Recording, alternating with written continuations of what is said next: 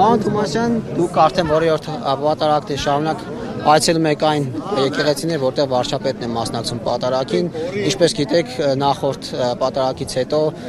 Տեր Կարունը կարգալույց եղավ, Տեր Արամինեն կարգալույց արել եւ հայտարարել են, որ նախորդ պատարագները ըստ էության սրբապղծություն են, որովհետեւ կարգալույց հոգեվորականների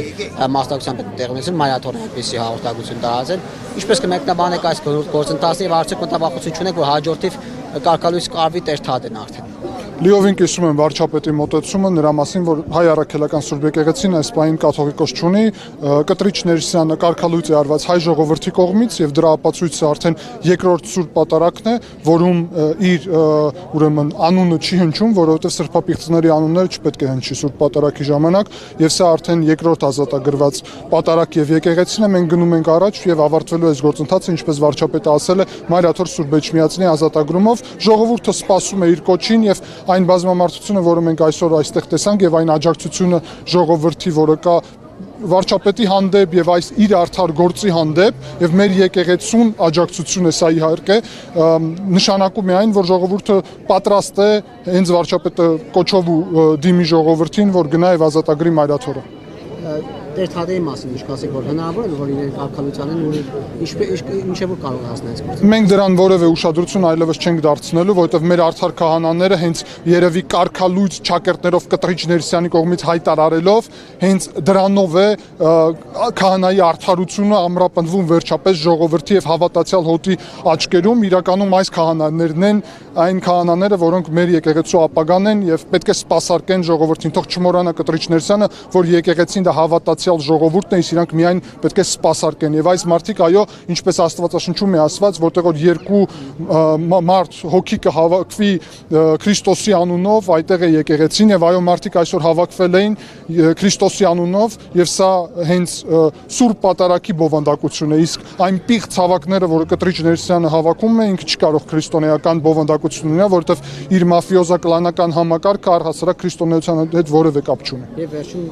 պարոն Թումանյան, դուք ասացիք, որ վարչապետի կոչին են սպասում, որ գնան եւ ազատագրեն Մայրաթորը, Սուրբ Էջմիածինը, ինչպես է այդ process-ը պատկերացնում։ Ազատագրել Կտրիչ Ներսիսյանից եւ իր փոքրիկ խմբակից եւ սա կարա տեղի ունենա բազում ձևաչափով, բայց ժողովուրդը պատրաստ է հոգեվոր հավաքի համար։ Ես կարծում եմ բազում եկեղեցիներ նաեւ զուգահեռ կազատագրվեն, ինչպես Հովանավանքը եւ ինչպես այսօր Թալինում Սուրբ Աստվածածին եկեղեցին, բայց իհարկե մեծ հանրահավաքը Մայրաթորում շատ կարեւոր մաս է։ Բացի դրանից իհարկե ցանկության եւ անհրաժեշտության դեպքում բավականին տվյալներ եւ փաստեր կան նրա համար, որ ազգային անվտանգության ծառայությունը ձերբակալի քաղաքացի Կտրիչ Ներսյանին եւ հուսով եմ, որ ինքը չի շարունակի իր սադրանքները հայկական պետության դեմ։ Ես եմ շնորհակալ։ Այո։ Այո։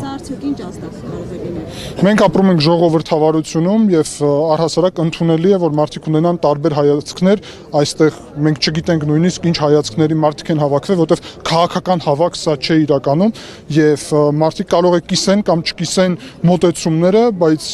այն, որ մեր եկեղեցին պետք է մաքրվի եւ հոգեվոր նոր կյանք վերածնունդ առնի, դուք կարող ուղղակի տեսնել ինչքան մարդ է այսօր այստեղ եկե եւ վերջի անգամ նույն Կտրիչ Ներսյանի կամ իր փոքրիկ խմբակի կողմից կազմակերպած արարողություններում ինչքան մարդ է մասնակցել եւ ինչու չի մասնակցում մեր ժողովուրդը, ինչու մեր եկեղեցին ազգը միավորելու փոխարեն աշխարհում այդպիսի օրինակ նույնիսկ չկա, դարել է գլխավոր ընդդիմադիր գործիքը, այն էլ ոչ թե ուղղակի ընդդիմադիր արդար գործի համար, այլ ժողովուրդը դա շատ լավ գիտի, գործակալական փաստացի այդ խմբակի կողմից, որը հակապետական գործողություն է վարել, հիմա հատկապես երբ մեր պետությունը հազիվ ինքնիշխան է դառնում եւ կայանում է, այս գործունեությունները օտարի թելադրանքով ուղղված են հայկական պետության դեմ։ Չմոռանաք հավանել տեսանյութը եւ բաժանորդագրվել Civic AM-ի YouTube-յան էջին։